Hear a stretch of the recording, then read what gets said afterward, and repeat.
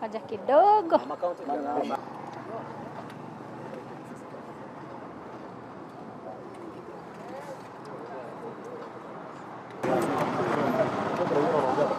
Ile yako pia ni hapa tulikasahau kukarudisha hapa. Matamshi ya Moses Kuria kuhusu media, and I want to ask the Media Society of Kenya to come up boldly doing or utterances being made by this particular leader.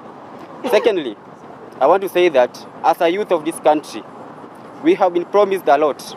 Instead of taking its time to look or secure Josi wazalendo wa Kenya, media has not done anything wrong. The only thing media did is to bring light to us as the people of Kenya. By doing this, Moses Kuria, and I want to say this.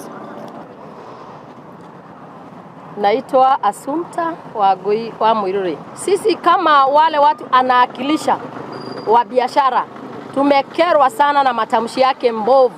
Matamshi yake yale ambayo hayana kipimo. Matamshi ambayo anaachilia alafu jioni inaletwa kwa TV tukiwa tumeketi pamoja na watoto wetu. Hayo sio matamshi ya kiongozi wa kitaifa. Hayo sio matamshi ya mtu ambaye anasimamia idara kubwa ya wanabiashara. Na shangaa anapoachilia yale matamshi, anaposema kila siku anaenda ng'ambo kuwakilisha taifa la Kenya, anatuwakilisha akitamka namna gani? Wale investors huwa anadai ya kwamba ameenda kuwaleta, anawaleta kwa taifa gani ili anaachilia matamshi kihorera.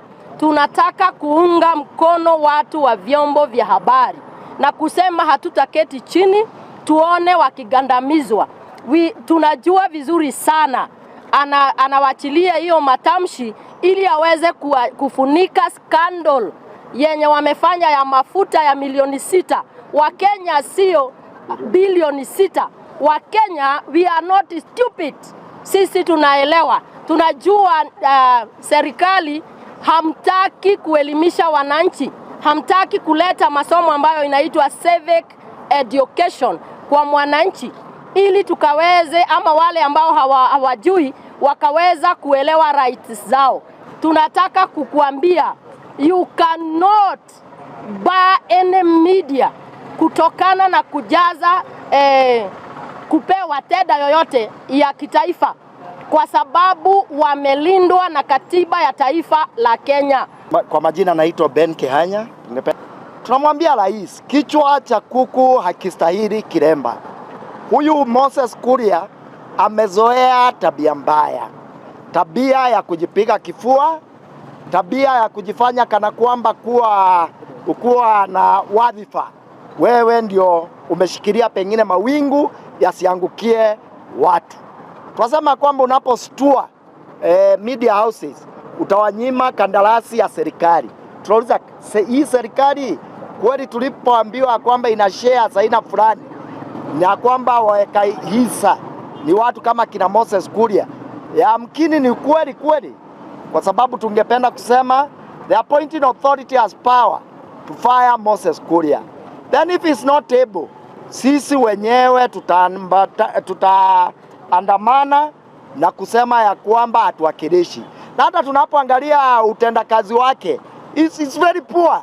The Kenyan shilling is riding every day. Then yetu inaenda juu. Ni kazi ya Minister for Trade kuhakikisha kwamba we are exporting more than we are importing. Kwa hivyo mtu akishindwa na kazi aende nyumbani ili ya kwamba hali ya maisha ya hawa Kenya iwe vizuri. Kwa majina naitwa Johnson Kireru Mwangi. Wananchi wanafaa kujua kuanzia chini kila kitu inatendeka pale. Kwa hivyo venye wenzangu wamesema, Moses Kuria tunakuambia aje uombe msamaha ikifika jioni. Uombe msamaha kwa media station kwa sababu ya matamshi ambayo uliongea. Na ningetaka kuambia hivi bwana Kuria, wewe ni waziri ambaye amekuwa entrusted na mambo ya biashara ya nchi ya Kenya. Unafaa ukienda nje unafikiria mambo ya kahawa, bei ya kahawa itakuwa namna gani, bei ya majani itakuwa namna gani. Lakini hao watu unaambia huko nje mambo ya biashara ya Kenya na venye watakuja kunawiri hapa nchini. wanakufuata nyuma, alafu wanasikia maneno yanayotoka kwa kinywa chako ambayo ni harufu mbaya sana kwa hawa investors. Ningekwambia ubadilishe kuanzia leo, na ningetaka rais ukiwa cabinet uonye waziri wako ama kiongozi wote katika serikali kutoa matamshi ambayo inaleta utangamano kwa wananchi wa Kenya.